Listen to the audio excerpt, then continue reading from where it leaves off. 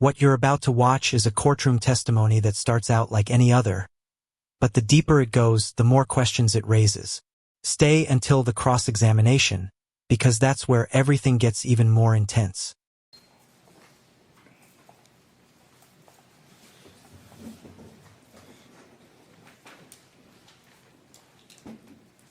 Kendall, if you'll do me a favor, once you step up, watch your step there.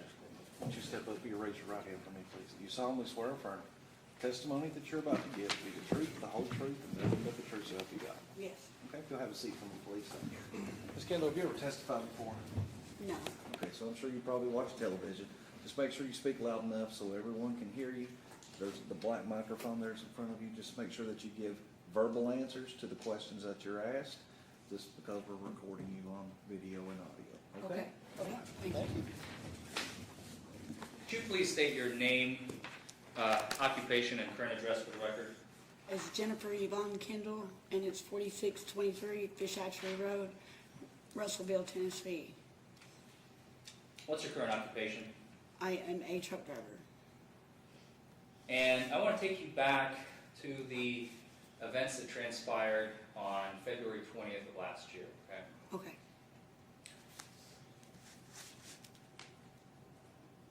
At around 10:35 in the evening, or at night, I guess, where were you? I was coming through Bell County. And what were you in? I was in a big rig, my semi. It wasn't my semi, but I was driving the semi.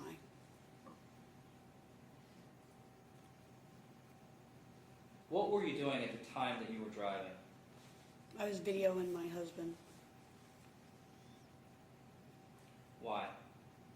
because we was having some marital problems, and I was trying to work it out with my husband, and I hadn't spoke to him very much like last week, and so I wanted to talk to my husband, and he happened to video me at the time that I was driving. What kind of emotional state were you in when you were talking to your husband? I was very, very emotional, very upset. I was crying, like, I was really crying real hard. And I was basically like having a breakdown because of what was going on with me and my husband.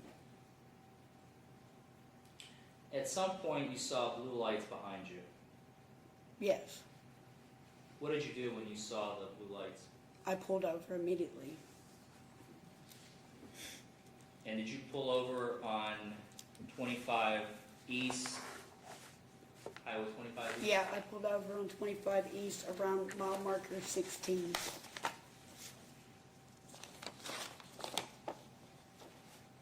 The officer at some point came up to your vehicle, right?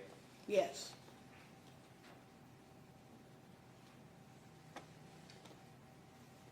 What was the first thing he asked you? Do you recall? he asked me if I was on electric logs and if I was alone. Did he ask you out of the truck? After he asked me if I was alone, yes.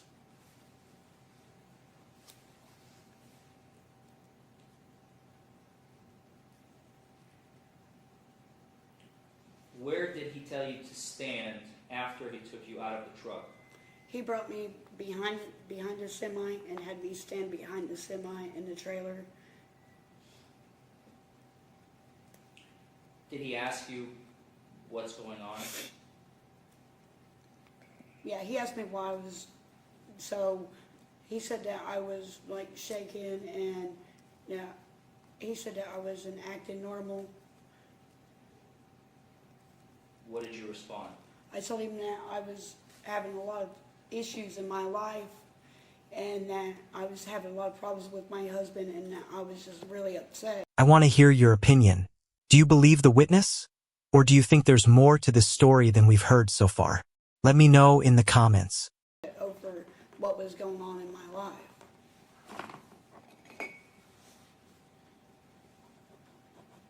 As we heard the officer testify, he said you admitted to smoking and shooting meth. Is that true? No, You never said that? no,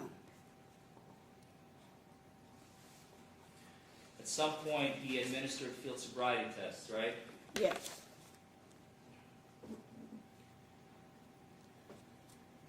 Do you remember any of them? yes, I remember him.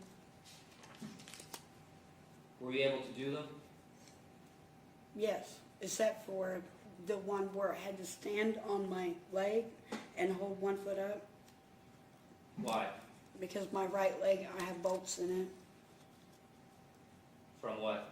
I was in an accident when I was 16 years old, and my knee got smashed in between the dash was, and the motor had come in and pushed me in the seat, and I was stuck, and the motor, you know, they had to use jaws of life to remove me from the vehicle.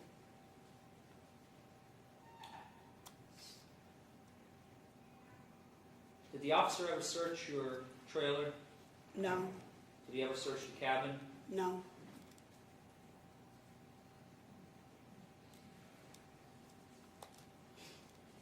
Did he ever place handcuffs on you? no,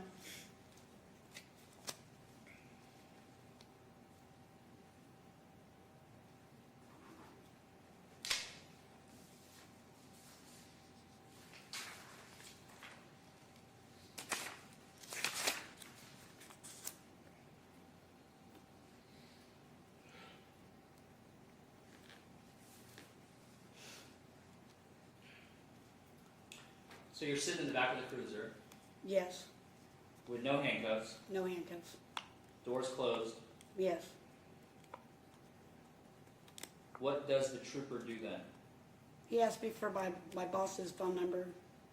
And what does he do? He called my boss to see if he could come get the truck. Did the officer get in his cruiser after that? Yes,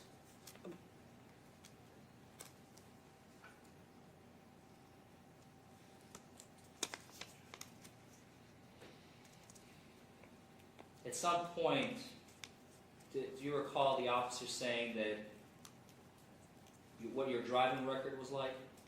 no,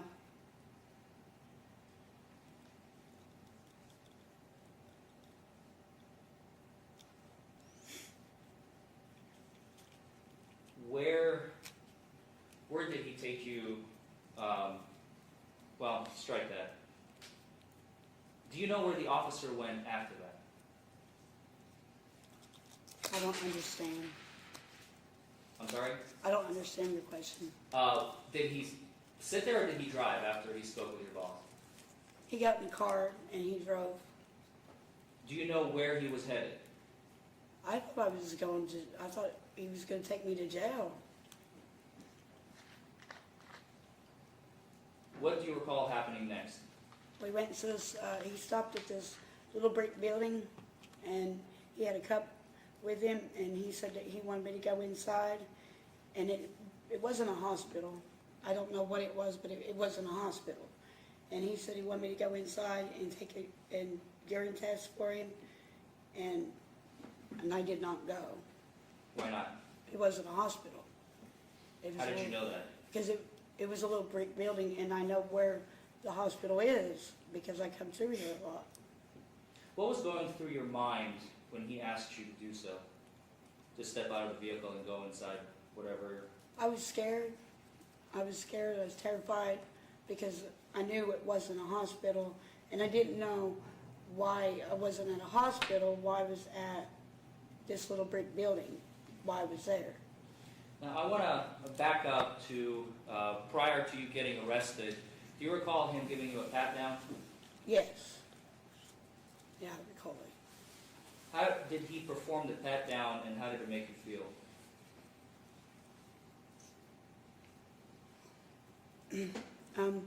Like whenever he like patted me down like up top, it wasn't a normal pat. Like a pat, they pat. It was more of like roping. That's the only way I know how to explain it. And he didn't go past my knees. What was going through your head as he was doing that? Well, I had been patted down before, and I knew it wasn't normal, How so? because it was more of a grab, it wasn't, a pat.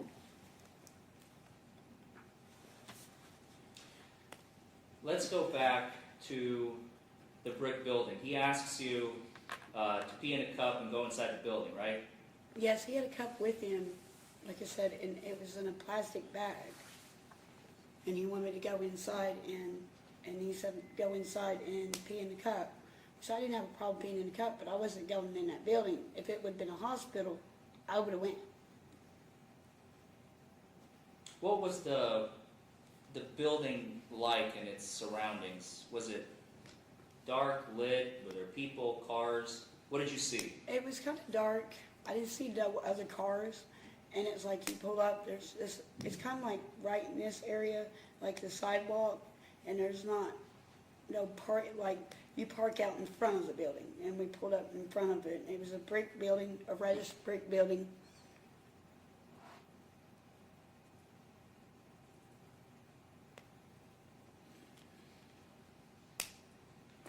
Your Honor, may we approach? Sure.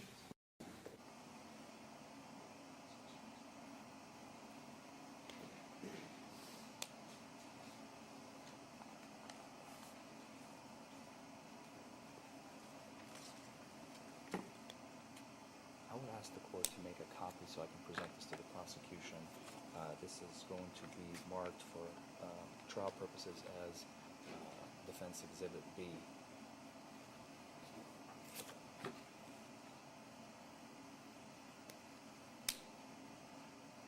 Okay. You can make a copy. Wait a second. I'm gonna make an objection. This is hearsay. He didn't bring it out on the officer's direct. The officer's done. I have a witness that is privy to this information, has personally seen it, touched it, has it. Still hearsay. It's an out-of-court statement. I mean, it's no different than a letter by Trooper Bruton. He should have asked him on the I am not cross. trying to introduce the piece of paper into evidence yet. I'm simply marking it as Defense Exhibit B. No. I'm asking it to be marked as Defense Exhibit B. Now, the prosecution is free to object when I move to introduce it after I ask questions about it, because he's going to be free to cross-examine the shit out of Ms. Kendall to figure out where and what and how this piece of paper came from. This is what cross is for. Now, when I move to introduce it into evidence as Defense Exhibit B, then he's free to object and we can go into argument. For now, it's simply marked as Defense Exhibit B for trial purposes. I object to any questions about this piece of paper. There's been no foundation laid. What's your as to who basis? wrote it. It's hearsay. I'm about to lay the foundation. Yeah, but she can't lay the foundation. You're not saying that she wrote this, are you? Of course not. No, it's hearsay. You gotta have the person that made an out-of-court statement testify as to the same before it's not hearsay. It's not a business exception record. There's no scrap sheet of paper. It's no different from somebody saying she's an awesome person and having a note here in court that she would never drive drunk from a priest in Louisville. I believe that you can make that argument absolutely when I try to move it as Defense Exhibit B for the jury to see, but I'm simply marking it. I'm going to be using it as an exhibit for court purposes, Once I move to admit, then all your hearsay and all that exceptions, and then they won't be able to see it or read it or physically touch it, the jury. How is that any different from asking a question as to what the priest in Louisville said? I mean, That's the same thing you did with the citation. the officer's there testifying as to his own citation, though. And It's she is not hearsay. testifying as to a piece of paper that she has. If she did not write, it's not her statement, so I object to that. Well, if I wouldn't be trying to introduce any statements that she wrote down. This is something that she has. And she can testify to that. There's absolutely no rule of evidence that prohibits her from testifying to it. There's a rule of evidence that prohibits the jury from looking at it. I agree. The jury sees it or he talks about it. That's no different from a hearsay question. I don't follow you. Motion's overruled. Let's continue. So I may use it. Who's overruled? You're overruled. I'm overruled? Yes. Okay.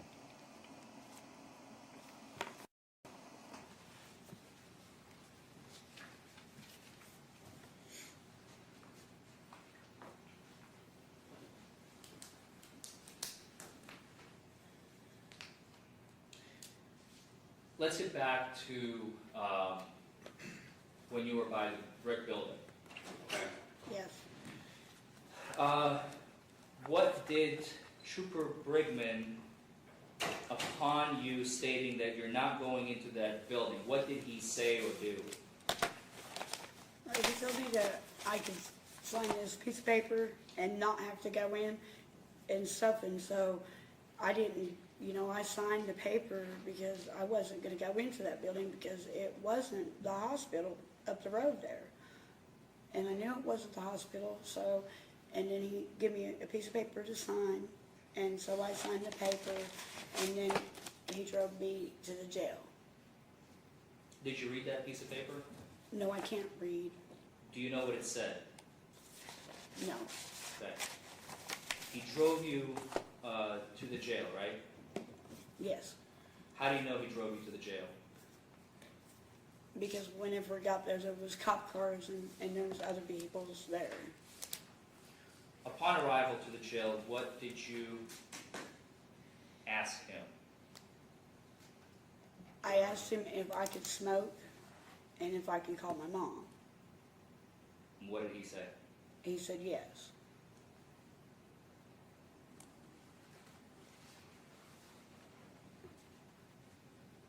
Did you call your mom after that? Yes. And what did the officer, at some point, did he talk to your mom as well? Yeah, he told her that she had to come to the courthouse the next day and then I might be released. Released right then and there or the next day? After the court, yeah, the next day. What did the officer do then? Then he asked me if I had any pictures, any dirty pictures, or any drug use pictures on my phone. And what did you say? And I said no. No to what? To the drug use pictures, I said no, I don't have any drug use pictures. But I did have personal pictures of me and my husband, very personal. What did the officer do next? He went through my pictures. How do you know so?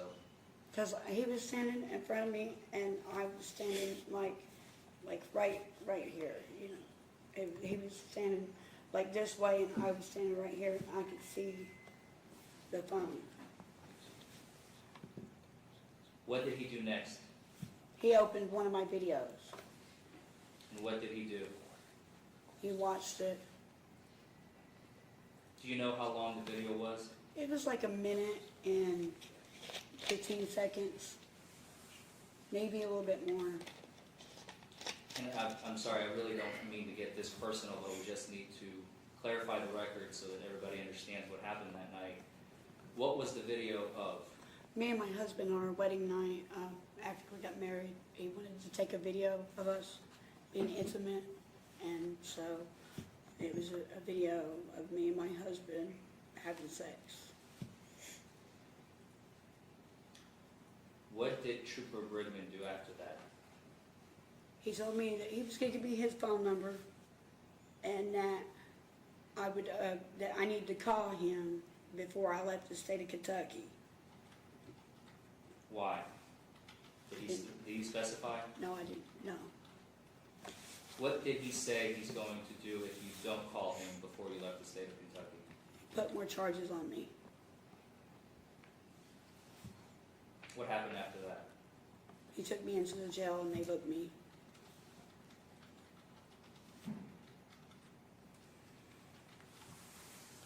Did anybody search your person at the jail? Yes, the women did. I'm sorry? Some women did. Women jailers, I guess. While you were getting booked? Yes.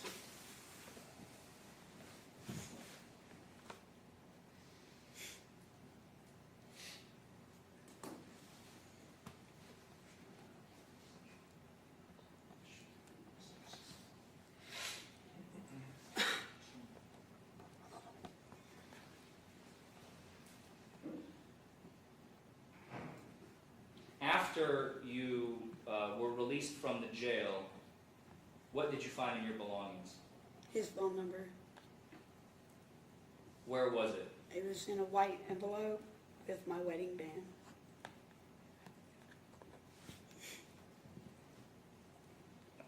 Did you call it? No,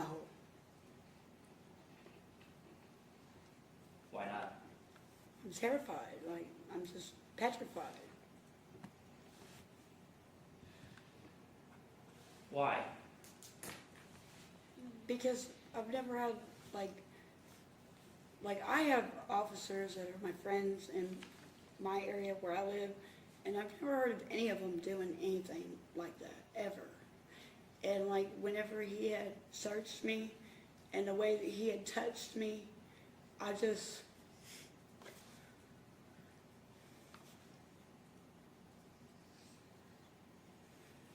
like, I'm scared to be here right now. I'm terrified. I'm terrified.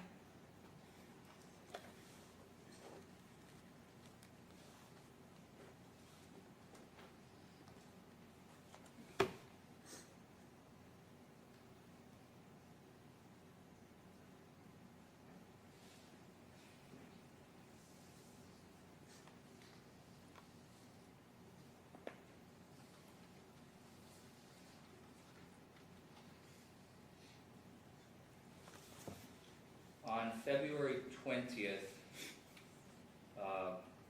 2018,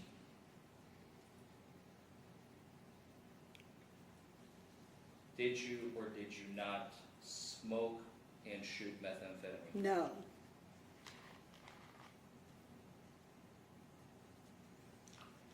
oh, And on February 20th, 2018, did you operate your semi-trailer under the influence? no. No further questions. Mr. Douglas?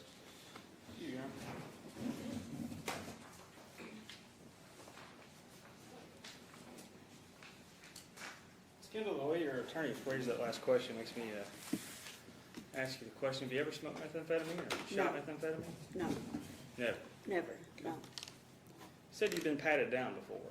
What occasion were you patted down prior? I was in a vehicle with my brother, and we had got in an accident, and they was just checking, they was checking everybody in that area and stuff. They had found a bear can in his trunk, and when they pulled everybody out of the vehicle, they just do that. They pat you down to make sure you have no weapons or anything, so they don't get any harm done to them. And that's what they did. They patted everybody down out of the vehicle. On just a car wreck case? Yeah, because they found a bear can in his trunk. Gotcha. Not trying to embarrass you or anything, but you made the statement that you can't read. No, How did you get your CDLs? they read it to me. How long have you had your CDLs? About 4 years, almost 5.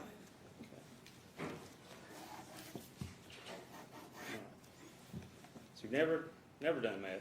Never done math, never. You didn't do it that day? No. Mm-mm. So the officer was just lying about that? Yeah, That's your testimony? yes, Okay. And he took you to some little brick building yes. for a test? Yeah, it was a little brick building, and you had to put, we just pulled up in front of it. It was not the hospital. I know where the hospital's at, and it was not the hospital. It didn't take but maybe a minute to get here, if From- even that long, You were pulled over out on the bypass out here, Robert L. Maiden bypass, is that right? 25E, 25B. yes. You know how long it takes to get there, to the hospital from there? Where I was at, it would probably take maybe 5 minutes with the traffic. It Really? just depends on what time, maybe less, I'm not for sure really. You can see the hospital from the bypass out there. I was pulled Did you know over at mile marker 16. I It's know pretty exactly- close. I know exactly where I was pulled You over. sure it's 5 minutes away? I'm not for sure, no. It's not far though. So your testimony is that number that the officer gave you, you never called it. No, I did not call it. Did you tell the officer that you'd be willing to do some drug work for him, and perhaps he gave you that number No. for you to call post 10? No, No? no, no, no. Let's go to these field sobriety tests. You've talked about having surgery and you couldn't stand for 4 seconds like that, is that correct? Yeah, I wobble and What about the never, walk and turn? Your Honor, never- the witness, he my never client may be explained how to permitted do to it. Ma'am, hang on. finish the question, finish the answer. The prosecution is free to ask, but I would ask that he would not interrupt my client while she's giving an answer. Justice Cross, I can lead the witness where I want to go. Absolutely, but you may not interrupt her while she's giving an answer, sir, with all due respect. She answered, counsel. Go ahead, continue, Ms. Booth.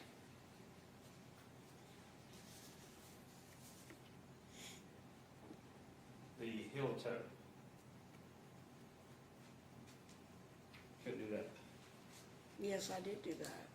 So your testimony is he's lying about that as well? Yes, because I did do The that. trooper proven was just a big old fat liar. He didn't explain to me how to do anything.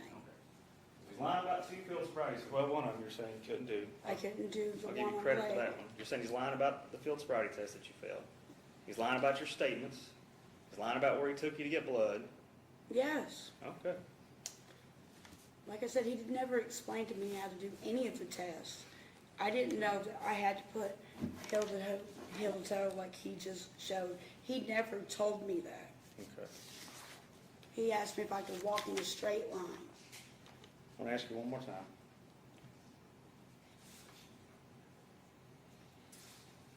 Never ever use methamphetamine. No. Thank you. No question. No redirect.